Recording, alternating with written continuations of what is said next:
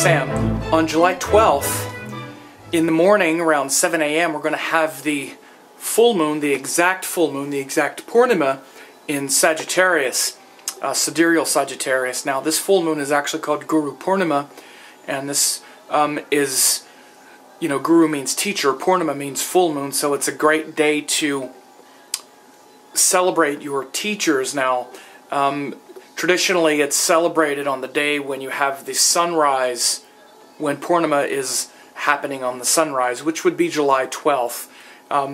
But some people will also be celebrating it on July 11th because that's when we actually have the Purnima that evening. So either way, that full moon is a great time, July 11th into the 12th, to really celebrate your teachers and to really connect your limited mind with that universal inspiration that really fills you with love and truth and beauty and wisdom. And this is why it's traditionally celebrated during the month of what's usually called Ashad, but it's in the next Vedic month this year, but it usually happens when the full moon is in Sagittarius. And so regardless, whether you are celebrating Guru Purnima or not, it's the full moon in Sagittarius. So, as you always hear me say, the full moon is that midway point in the current sun cycle. The sun is in Gemini, so we're focused on communication, self-expression, finding our own voice, listening to the voice in our head, making sure that that voice is giving us good feedback, a clear story rather than a distorted one. Of course, we just went through the Mercury retrograde cycle, which had a lot to do with clarifying that voice in our head. I've been talking a lot about that because Mercury has been retrograde in Gemini.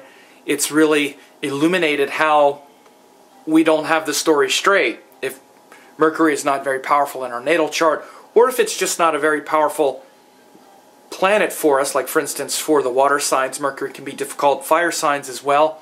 It's what's called a functional malefic, which means that energy can often come out in difficult ways.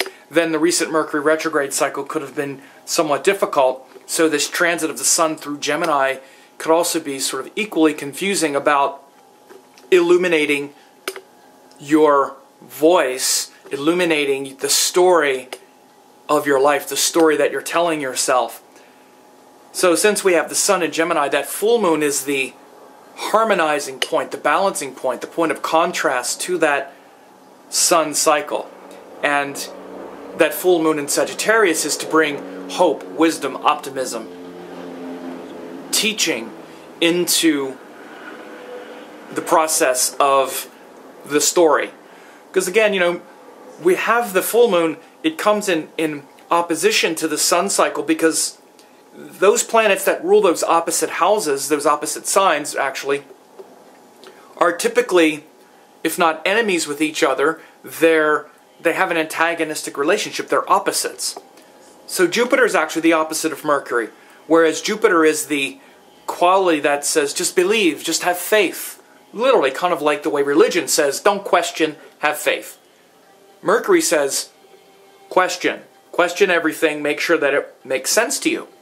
We need to harmonize those two poles of existence, and especially around the Gemini-Sagittarius pole of existence. It's about our active beliefs and our capacity and desire to understand them and test them. And so this is a huge process right now. And so with the sun in Gemini, which is illuminating for all of us what the story is, what we're telling ourselves life is about. What is life about? And it's based on information and experience and what we know and what we say, and that voice that goes on in our head based, relative or based on what that story is, or I'm sorry, based on that information that we've gathered and what we decide it means, is the Gemini area of life.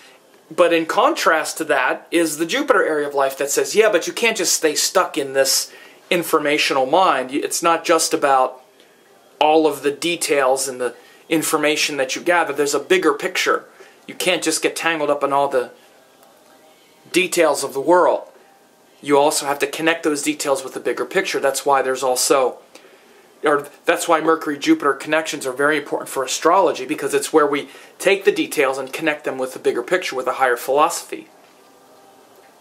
So these things will be very important, and the reason the full moon in Sagittarius is so important, and usually is the time when we celebrate Guru Purnima, is because it's when that informational mind, with the sun in Gemini, feels a resonance in the heart, which is the full moon, but a resonance in the heart with those high teachings and teachers that inspire us to something bigger and something higher than just all the details of the world.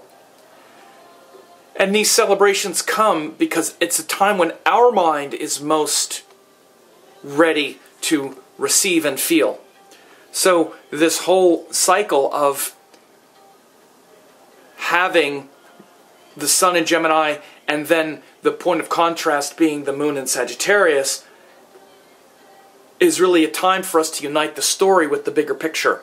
So this is going to happen in the nakshatra of Purva Ashada in Sagittarius. Purva Ashada means early victory, and it's related to the god Apis, who is the god of the ocean. Very devotional, and it's related to having the discrimination. One of the symbols of Purva Ashada is the winnowing basket, where you kind of filter out like the rocks from the grains of rice, and where you filter things out. So it's very easy for us to just be a kind of religious fanatic in Sagittarius, and especially Purva Ashada, so we need a lot of discrimination. It's a very devotional nakshatra. It'll be a very devotional time. But we need to be careful to what, and make sure that what we're devoted to is a good teaching and a pure teaching. It's very easy to make the mistake and think, well, Jupiter, that's the good stuff, that's the good one, that's the great stuff that I believe in, the beliefs I have which are beautiful and spiritual. Especially people that study astrology or whatever, spiritual people, they tend to have this bias. You have to understand something. Jupiter and Sagittarius is what we believe in. It doesn't mean that those beliefs are good. It doesn't mean that they're uplifting. It doesn't mean that they're related to high gurus. You know, Hitler was a guru also. A lot of people believed in him and followed him. White supremacy and Nazism and fascism and, misogyny, these are also beliefs. But they're not very good ones.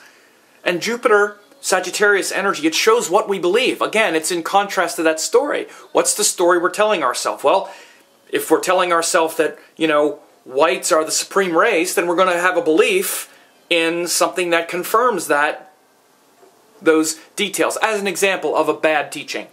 The story we're telling ourselves, let's say in Gemini, which is, I'm better than everybody else, well, then we're going to gravitate toward belief that confirms that. And then as we evolve that belief, or as we evolve that story, we find beliefs that match, and they work in harmony with each other. So again, you want to be careful in thinking that beliefs are always good. They're the corrupt beliefs as well.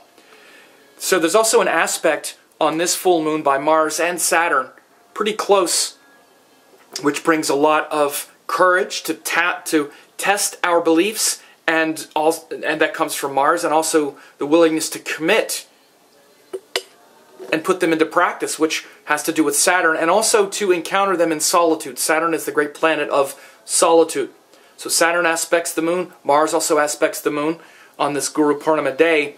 The other thing that's very important right now is Mars and Rahu. The nodes are about to change signs. They change signs around the 15th. And Rahu and Mars especially are converging. They're going to cross, and they're getting very close to each other in the sky. So there's a lot of kind of unstable energy right now. Enormous amount, especially with Rahu and Mars both changing signs at the same time. So you want to bear that in mind as well.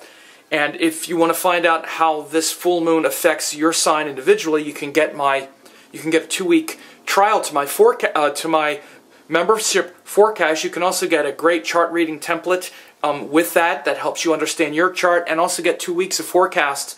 You also want to check out that I'm doing a free web class on the nodes changing signs, because the nodes are about to move from the Pisces, or from the Aries Libra axis into the Pisces Virgo axis. So you want to check that out as well. But have a great Guru Purnima and full moon.